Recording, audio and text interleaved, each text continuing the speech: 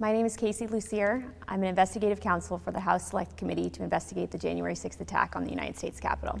On November 18th, a lawyer working with the Trump campaign named Kenneth Cheesebro wrote a memo arguing that the Trump campaign should organize its own electors in the swing states that President Trump had lost.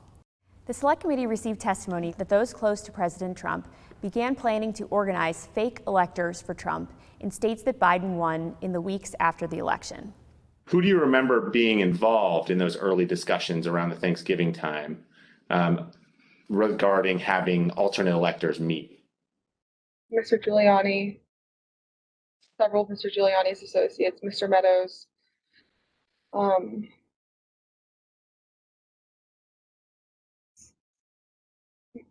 members of Congress, although it's difficult to distinguish if the members that I'm thinking of were involved during Thanksgiving or if they were involved as we progress through December.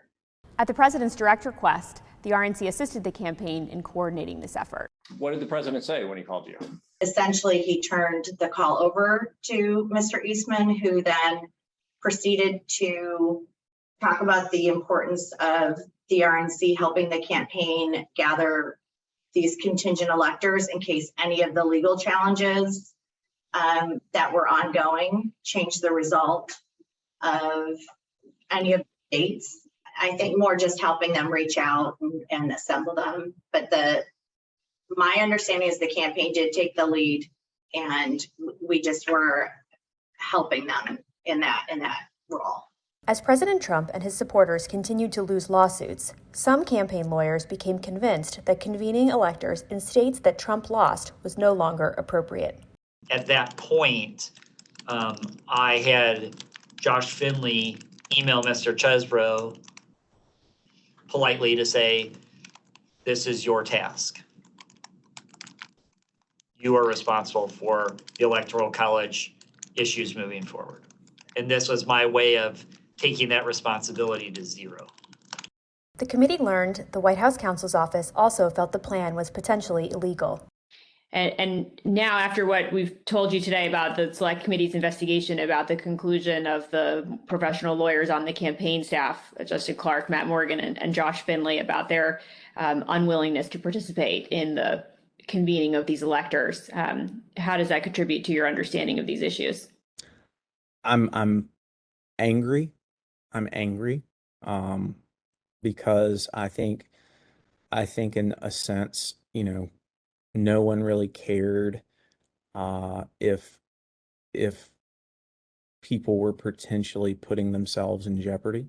Would you have not wanted to participate in this any further as well? I absolutely would not have. Had I known that the three main lawyers for the campaign that I'd spoken to in the past and were leading up were not on board. Yeah. I was told that these would only count if a court ruled in our favor. So that would have been using our electors.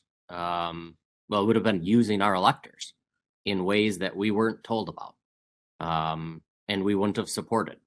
Documents obtained by the Select Committee indicate that instructions were given to the electors in several states that they needed to cast their ballots in complete secrecy. Because this scheme involved fake electors, those participating in certain states had no way to comply with state election laws, like where the electors were supposed to meet. One group of fake electors even considered hiding overnight to ensure that they could access the state capitol, as required in Michigan. Did Mr. Norton say who he was working with at all on this effort to have electors meet?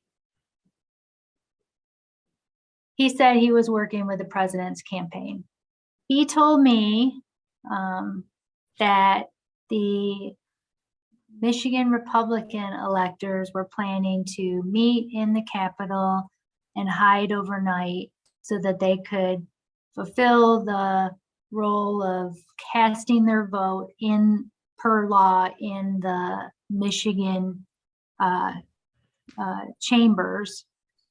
And I told him in no uncertain terms that that was insane and inappropriate.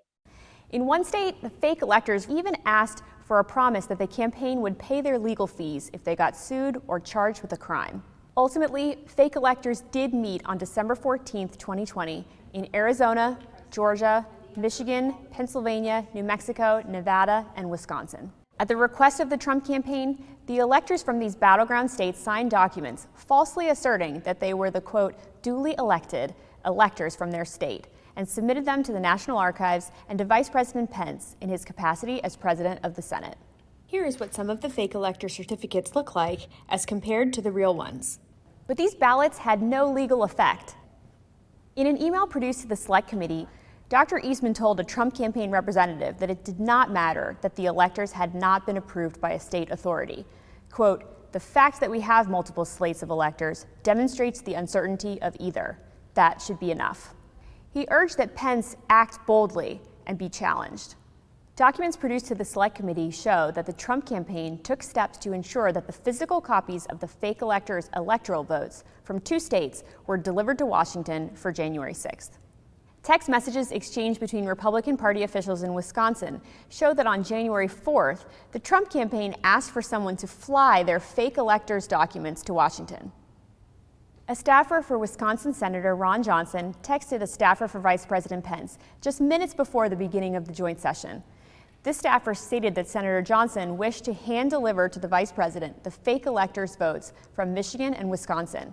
The vice president's aide unambiguously instructed them not to deliver the fake votes to the vice president. Even though the fake elector slates were transmitted to Congress, the vice president held firm in his position that his role was to count lawfully submitted electoral votes. Joseph R. Biden Jr. of the state of Delaware has received 306 votes. Donald J. Trump of the state of Florida has received 232 votes. Which is what he did when the joint session resumed on January 6th after the attack on the Capitol.